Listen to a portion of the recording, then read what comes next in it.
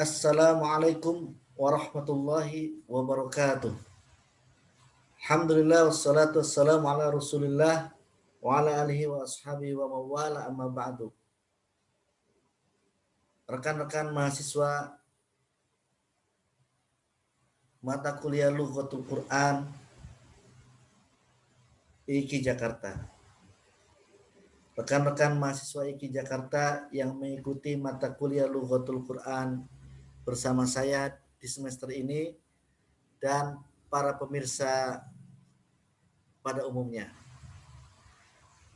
Mari kita simak materi kali ini sebagai materi tambahan apa yang sudah didiskusikan, dipresentasikan di kelas, kemudian saya bikin rekaman videonya agar bisa ditonton sewaktu-waktu, dan ini juga sebagai kewajiban mahasiswa untuk menyimak materi yang ada dalam video ini sebagai tikror atau sebagai takrir, pengulangan dari materi yang sudah didapatkan di kelas agar lebih mantap lagi. Dan di sela-sela video ini ada penugasan yang merupakan tugas bagi materi ini. Mari kita mulai dengan bacaan bismillah, bacaan basmalah. Bismillahirrahmanirrahim. Materi yang akan disampaikan adalah tentang kenapa Al-Quran turun dengan bahasa Arab. Sebelum membahas itu, maka akan panjang lebar disampaikan mengenai mumayyizat al-lugha Arabiyyah atau keistimewaan keunggulan bahasa Arab, sehingga bahasa Arab pantas dijadikan bahasa Al-Quran. Ini saya share dulu. Ya.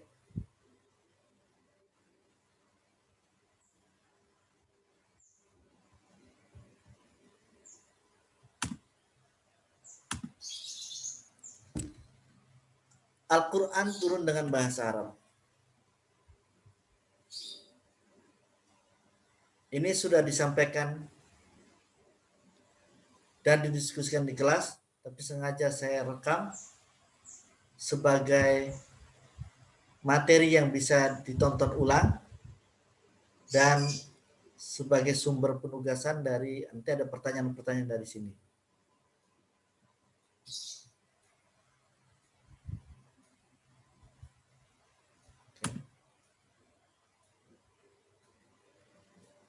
Rujukan utama materi ini adalah kitab berbahasa Arab Lahjatul Arab fil Qur'anil Karim karya Abdul Nasir, terbitan Darul Kutub tahun 1971. Ini saya dapatkan kitab ini dari perpustakaan Pasca IKI Jakarta sebagai dasar untuk materi tentang keistimewaan bahasa Arab, sehingga bahasa Arab layak menjadi bahasa yang digunakan Allah di dalam Al-Quran. Minimal ada 10 keistimewaan yang disebutkan dalam kitab ini. Pertama ini, awalan mumayyizat lugha Arabiyyah, keistimewaan bahasa Arab, wa khosoisuha dan karakteristiknya. Ada 10 awalan. Yang pertama, lughatul bayan. Bahasa Arab adalah bahasa penjelas yang efektif. Bahasa yang efektif di dalam menjelaskan sesuatu. Karena itu Allah memilih bahasa Arab sebagai bahasa Al-Quran. Ini sesuai dengan firman Allah di dalam satu potongan ayat, bilisanin arabiyyin mubin. Al-Quran turun dengan bahasa Arab al-mubin yang jelas. Sementara dalam surah Ar-Rahman dikatakan a'udzubillahi minasyaitonirrajim. Bismillahirrahmanirrahim. Ar-Rahman 'allamal Qur'an. Yang Ar-Rahman Tuhan yang Maha Pengasih dan Penyayang. Allamal Quran, yang mengajari manusia Al-Quran, yang telah mengajari manusia Al-Quran. Khalaqal insan, yang telah menciptakan manusia. Allamal Quran, yang telah mengajari Quran. Khalaqal insan, yang telah menciptakan manusia. Allamahul bayan, dan mengajari manusia dengan al-bayan. Al-bayan itu Al-Quran. Artinya Al-Quran itu bahasanya menjelaskan. Bahasa Arab yang dipakai Al-Quran adalah bahasa yang bisa menjelaskan dengan baik. Kemudian kedua, diqqatut ta'bir, atau ungkapan-ungkapan di dalam Al-Quran begitu rinci. Ungkapan-ungkapan bahasa Arab itu begitu rinci. Umpamanya untuk mengungkapkan makna berjalan, digunakan banyak ungkapan di dalam Al-Quran. Pertama ada al-masyu, untuk makna berjalan kaki. Al-harwala, untuk makna berlari kecil. Ar-raqdu, untuk makna jogging. At-tamayul, berjalan dengan mengayun-ayunkan tangan. At-tabakhtur, berjalan dengan pongah dan sombong. Al-huwaini, berjalan pelan-pelan. Al-qafzu, berjalan melompat-lompat. Nah, ini untuk satu berjalan saja ternyata ungkapan-ungkapannya sangat rinci, sangat banyak. Itulah bahasa Arab. Itu belum tentu ada di bahasa lainnya. Yang ketiga, dalam bahasa Arab ada bermacam-macam bentuk ungkapan. Tadi kalau katanya, ini ungkapannya, susunan kalimatnya. Ada yang bentuk hakiki, maknanya sesuai kata-katanya. Ada majazi, ada tasrih, ada kinayah, dan lain-lainnya. Dan ini kita bisa pelajari di dalam ilmu balaghah namanya. Ada juga cara mengungkapkan dengan berpanjang-panjang, namanya itnab. Ada ungkapan bahasa Arab itu panjang untuk mengungkapkan satu makna yang pendek sebetulnya. Ada juga mengungkapkan dengan ijaz, pendek, padahal maksudnya panjang. Nah, itulah keunikan bahasa Arab. Kemudian Robian, keungkapan keempat adalah bahasa Arab mengenal istiqaq, yaitu kata dasar itu masdar, kemudian kata-kata bentukannya namanya istiqaq atau kata bentukan.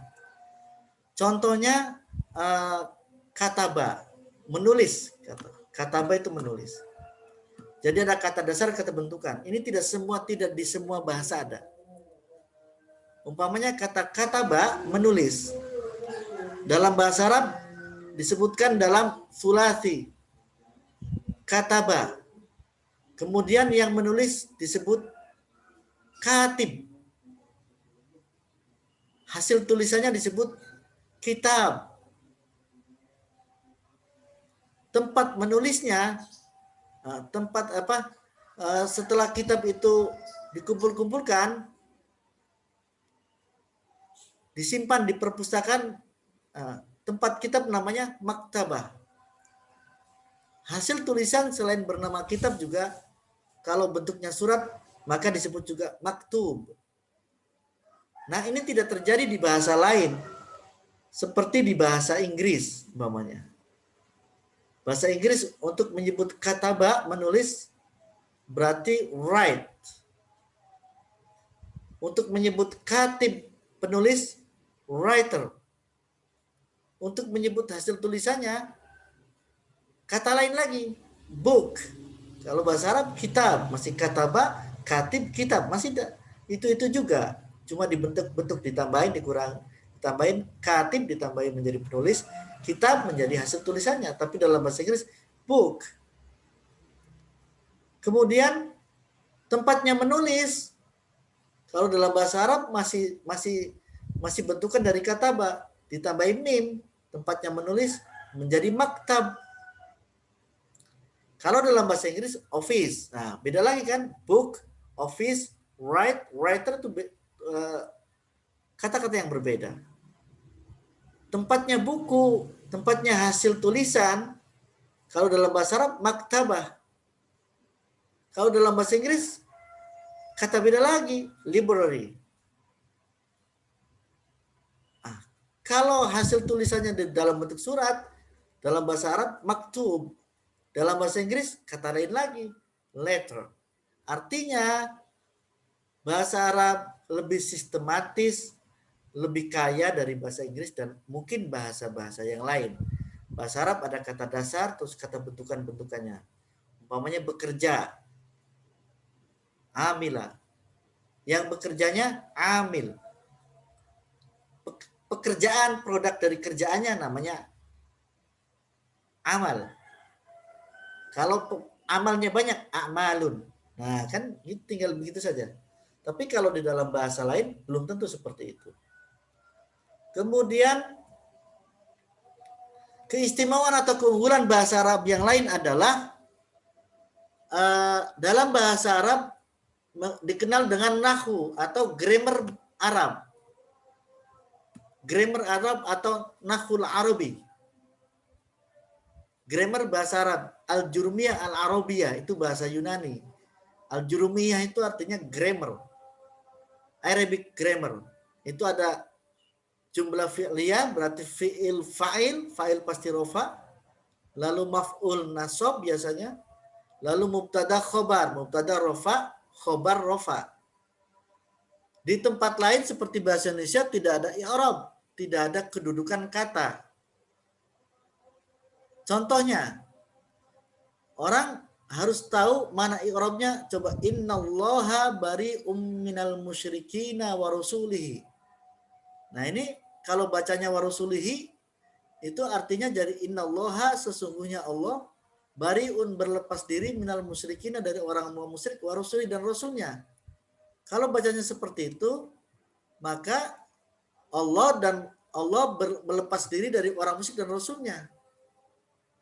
Kenapa? Karena rasulihi ini ataf ke musyrik berarti dianggapnya. Padahal maksudnya tidak begitu. Maksudnya Allah dan Rasulnya berlepas diri dari orang-orang musyrik. Maka bacanya innallaha bari'um minal musyrikina wa rasulahu.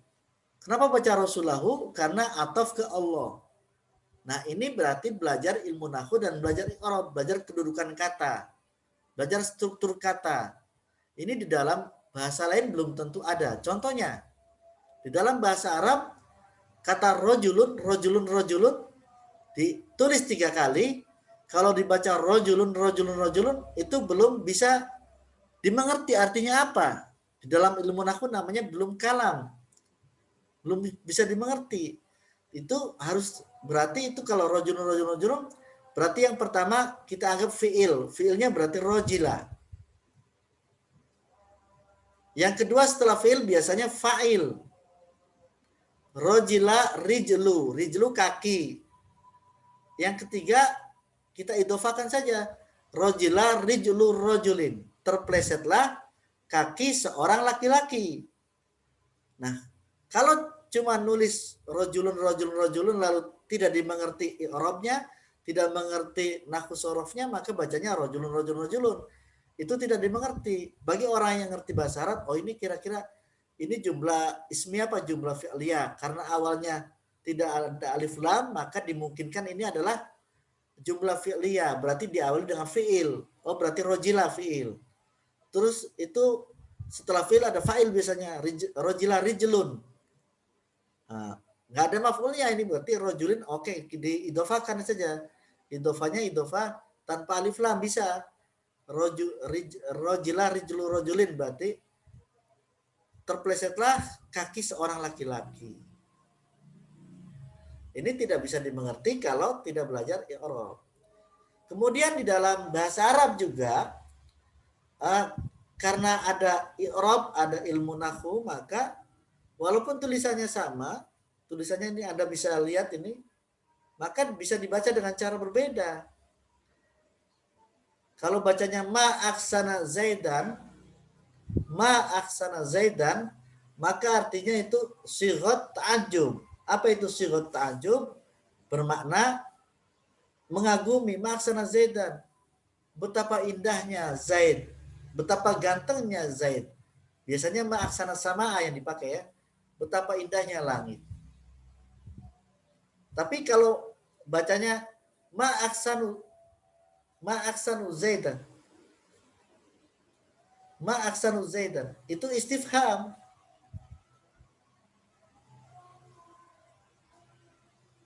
Kalau dibaca ma aksanu jadi istifham. Nah yang di bawah itu ma aksanu Zaidun itu jadi nafi. Ya jadi yang pertama betapa indahnya Zaid, yang kedua apa kebagusan Zaid, apa bagusnya Zaid, ma aksanu Zaidan. Yang ketiga ma aksanu Zaidun. Tidak ada bagus-bagusnya Zaid. Jadi walaupun tulisannya sama, tapi kalau cara bacanya beda menjadi beda maknanya. Itulah bahasa Arab. Itu yang kelima. Selanjutnya yang keenam.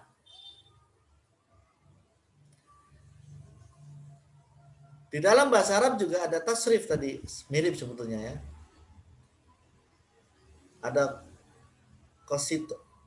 Qasid bentuk filenya berarti orang yang adil. Kalau uksud adillah, kalau muksid orang yang adil. Nah, itu tadi seperti tadi sebetulnya mirip dengan istiqaq tasrif itu ya. Jadi umpamanya kata zarqa. Zarqa itu artinya tambahan huruf pada kata kerja fiil atau kata benda isim menunjukkan makna yang berbeda, menyebabkan makna yang menjadi mubalagh. Mubalagh itu sangat seperti kata zarqa yang berarti biru, lalu ditambahi zurqum, maka artinya kalau terlalu biru zurqum, kalau zarqa biru biasa. Kalau syadqa itu berarti mulut lebar, sudut mulut yang lebar. Sudut mulut syadqa itu. Kalau syadqum sudut mulut yang lebar. Nah, kan hanya beda itu saja jadi beda maknanya. Nah, juga kadang-kadang di dalam bahasa Arab disebutkan kata dalam bentuk jamak, tapi maksudnya mufrad. Jamak itu plural ya, tapi maksudnya singular. Begitu juga sebaliknya. Ini ada contohnya. Qala inna haula'i dhaifi fala tafdhahun. Ini adalah ayat yang menjelaskan kisah Nabi Lut alaihissalam. Nabi Lut itu kisah Nabi yang kaumnya itu suka sodomi, suka dengan sesama jenis. Jadi kalau ada tamu atau pendatang, orang lewat di satu kaum itu, kaum Sodom, tempatnya Nabi Lut hidup, kalau laki-laki maka disukai oleh laki-laki. Kalau tamunya perempuan disukai perempuan. Kebetulan tamunya Nabi Lut, 2 orang laki-laki. Beberapa laki-laki yang itu sebetulnya malaikat. Lalu qala berkata Nabi Lut kepada kaumnya, inna haula'i dhaifi. Sesungguhnya mereka tamuku. Dhaifi itu pakai mufrad. Kalau jamaknya duyufi. Padahal maksudnya tamu-tamuku. Haula'i duyufi. Nah, tetapi di dalam ayat ini pakainya dhaifi. Tetapi maksudnya duyufi. Itulah Al-Quran. Itulah bahasa Arab. Kadang-kadang satu kata mufrad tapi maksudnya adalah jamak. Qala inna berkata Nabi Lut inna haula'i dhaifi, sesungguhnya mereka ini tamuku fala tafdhahun, maka jangan tertawakan, jangan lecehkan tamuku. Summa ayat berikutnya, summa nukhrijukum tifla. Kemudian Allah mengeluarkan kalian semua tifla seraya dalam keadaan anak-anak. Itu maksudnya tufula dalam ayat itu. Anak-anak yang banyak, tetapi di ayat ini justru digunakan kata mufrad untuk maksud jamak. Begitu juga kadang-kadang menyebut jamak untuk maksud mufrad. Innalladzina yunaduna kami wara'il hujarati aktsaruhum la yaqilun. Innalladzina, sesungguhnya orang-orang banyak, alladzina yunadunaka mi wara'il hijab, ini kan jamak tapi itu ternyata maksudnya adalah mufrad ya. Begitu, teman. Dalam bahasa Arab kadang untuk menyampaikan sesuatu mestinya dalam bentuk kata tertentu, tetapi kemudian disampaikan dengan bentuk kata yang berbeda. Dan ini harus jeli, karena itu untuk mengetahuinya. Misalnya menyampaikan kata perintah berarti amar ya, amr, fi'il amr. Tapi justru bentuknya bukan pakai fi'il amr, tapi pakai masdar. Fadharbar riqab. Artinya penggalan leher. Tapi maksudnya idribu ar-riqab. Penggalah lehernya. Nah, maksudnya penggalan leher, tapi maksudnya penggala leher.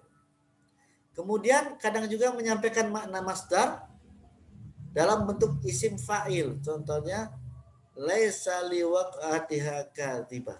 Padahal maksudnya laisa liwaq'atiha takdzib. Kemudian isim makna masdar dalam bentuk isim maf'ul. Bi ayyikumul maftun. Tapi maksudnya bi ayyikumul fitnah. Anda akan tahu kalau belajar tafsir. Jadi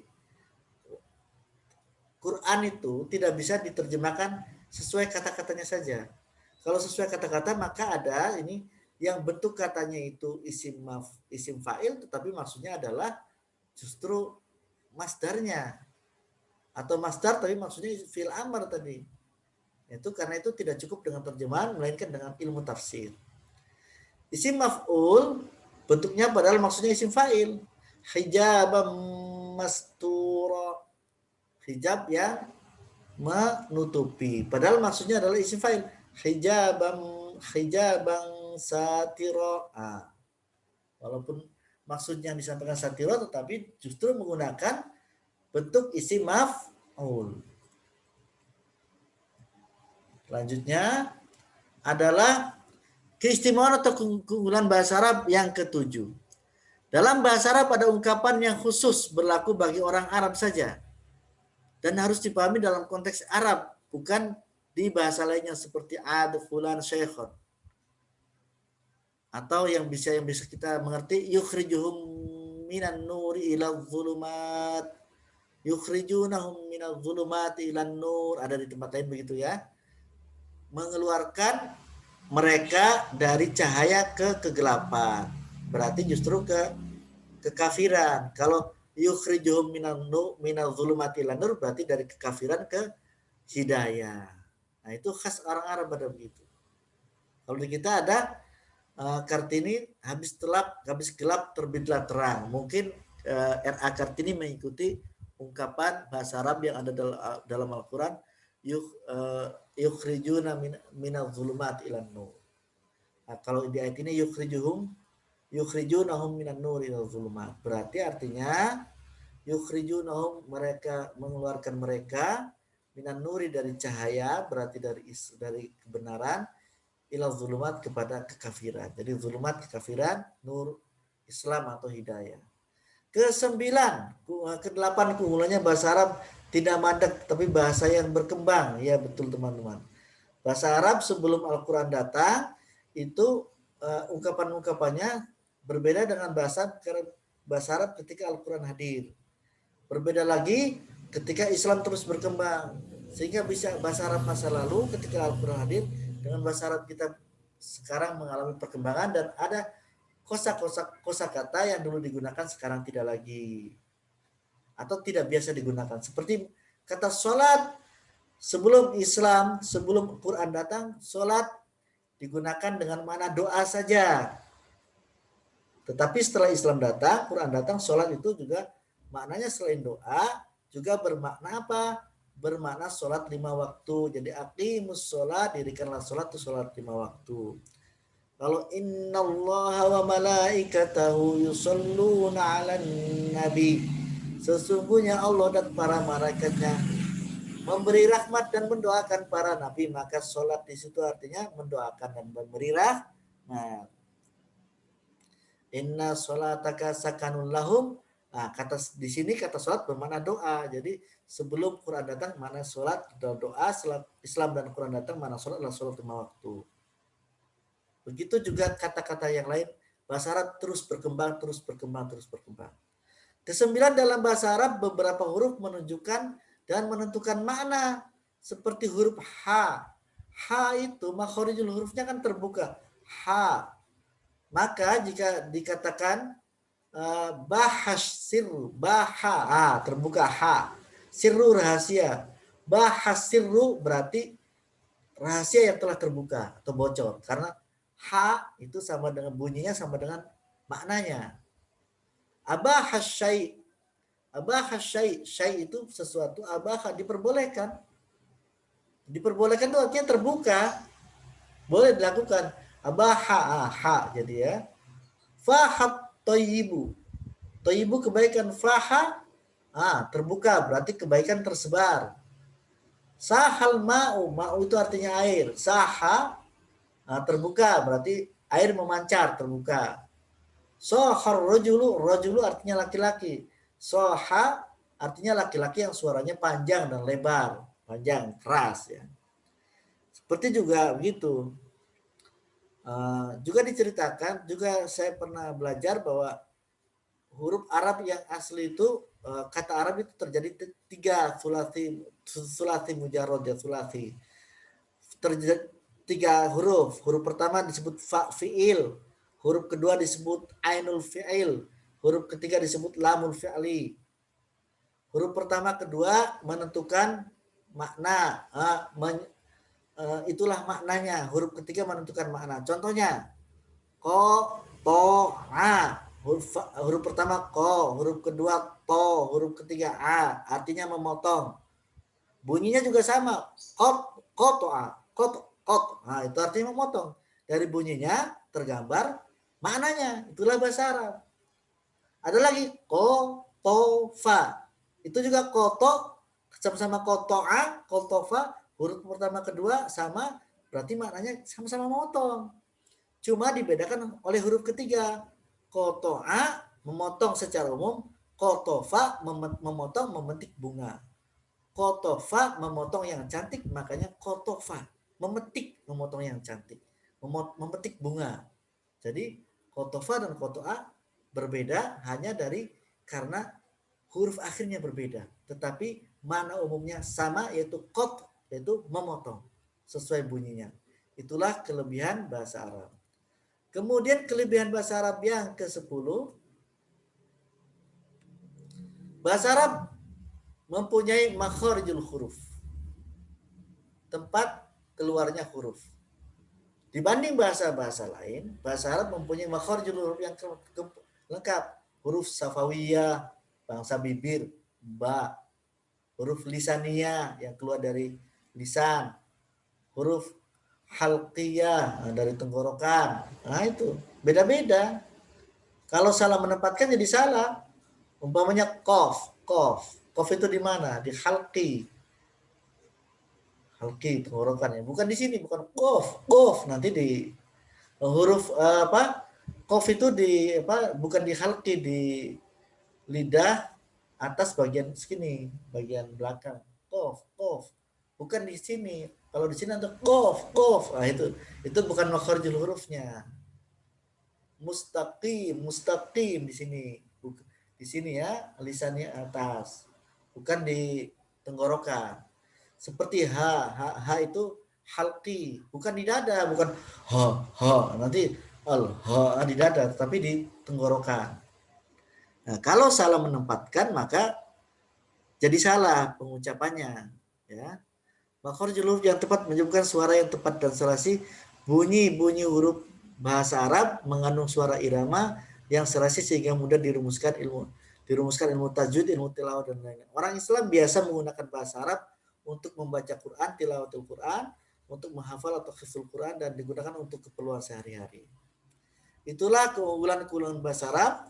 Dari keunggulan-keunggulan itu kemudian kita beralih kepada pembahasan berikutnya, yaitu kenapa Al-Quran turun dengan bahasa Arab. Sebetulnya yang tahu jawaban ini hakikatnya adalah Allah. Kenapa Allah menurunkan Al-Quran dengan bahasa Arab? Yang tahu hanya Allah. Silakan tanya ke Allah, tapi kan nggak begitu jawabannya. Walaupun yang tahu hanya Allah, kita kan nggak ada yang ketemu Allah. Jadi para ulama menganalisa. Salah satu analisanya adalah menganalisa apa sih keunggulan bahasa Arab. Nah, yang tadi keunggulannya, sehingga kemudian itu dipilih menjadi bahasa Al-Quran. Tapi bila melihat berbagai istimewanya yang sudah dipaparkan di atas, maka kemudian layaklah dari paparan di atas tadi yang 10 keistimewaan itu, maka bahasa Arab itu layak kiranya Allah memilih bahasa Arab sebagai bahasa Al-Quran. Kenapa Al-Quran turun dengan bahasa Arab? Jawaban lainnya karena memang Allah menurunkan Islam di Arab. Meski Islam bukan hanya untuk orang Arab. Karena ia turun di Arab, maka menggunakan bahasa yang dimengerti orang Arab sesuai dengan pengetahuan bahasa mereka, sesuai dengan rasa bahasa mereka. Ini juga agar kemujizatan bahasa Al-Quran bisa dirasakan langsung ketika Al-Quran diturunkan. Kalau saja Al-Quran turun tidak menggunakan bahasa Arab, maka Al-Quran akan sulit dipahami oleh orang Arab dan dakwah Nabi menjadi tidak lancar. Dalam ayat Al-Quran disebutkan wa ma arsalna kamir rasulin illa bilisani qaumihi liyubayyina lahum. Wa ma arsalna kan dan tidak pati-pati, tidak pati-pati. Tidak kami utus wa ma arsalna bukan enggak ada kanya. Mohon maaf salah. A'udzubillahi minasyaitonir rajim. Bismillahirrahmanirrahim. Wa ma arsalna mir rasulin, dan tidak pernah kami utus seorang rasul pun. Ada ma, ada rasulin. Rasulin itu nakiroh. Nakiroh yang jatuh setelah ma nafi berarti am. Tidak ada seorang rasul pun secara umum. Enggak ada berarti umum. Tidak ada satu orang rasul pun mir rasulin yang kami utus illa bilisani qaumihi, kecuali diutus dengan bahasa kaumnya. Apa tujuannya? Tujuannya bukan mau mengakui kesukuan kaumnya. Liyubayyina lahum, supaya rasul ini bisa menjelaskan ajaran dari Allah lahum kepada kaumnya. Kalau bahasa yang digunakan bukan bahasa kaumnya tidak bisa dimengerti. Begitu pula Al-Quran turun dengan bahasa sesuai bahasa yang digunakan Nabi Muhammad untuk menerangkan pada kaumnya, itu bahasa Arab Quraisy. Maka turun dengan bahasa Arab liyubayyina lahum, supaya bisa dijelaskan lahum kepada kaum. Kalau bukan pakai bahasa Arab ya nggak bisa dijelaskan. Demikian keterangan singkat ini. Semoga bisa dimengerti. Tugasnya adalah, nah sekarang tugasnya. Pertama, masing-masing mahasiswa meresum dari 10 poin keunggulan bahasa Arab itu, diresum secara singkat dalam 2 halaman. Minimal 2 halaman. Jadi 2 halaman. Silakan diresum. Boleh tulis tangan, boleh ketik. Kemudian di akhir Anda jelaskan kenapa Allah menurunkan. Berarti pertama resum keunggulan-keunggulan bahasa Arab. Kemudian kenapa Allah menurunkan Quran dengan bahasa Arab. Secara singkat Anda jawab. Itu tugasnya. Kemudian tugas berikutnya, Anda mesti tonton video ini, like and subscribe ya. Silakan like and subscribe. Syukur-syukur Anda komen, saya nama ini hadir, saya kelas ini. Demikian dari saya. Assalamualaikum warahmatullahi wabarakatuh.